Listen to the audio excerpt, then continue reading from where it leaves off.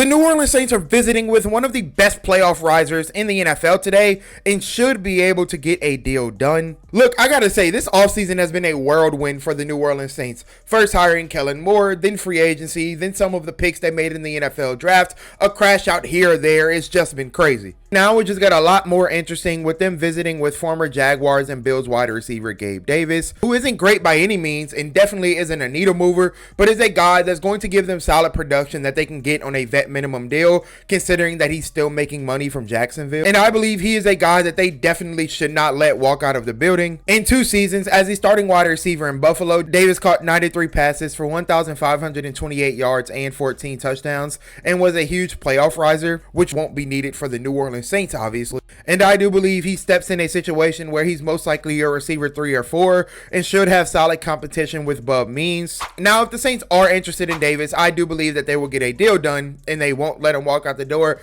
And I also believe the focus of this offseason is making sure what happened last year doesn't happen, in the fact that you had a lot of guys off the street and a lot of practice squad receivers as your receiver 1 for games after Chris Olave and Rashid Shaheed both got injured. This will also set up Tyler Shuck or Spencer Rattler for success, and I wouldn't expect Gabe to be the last signing, considering that the Saints are still after Asante Samuel Jr., a guy they can sign in July.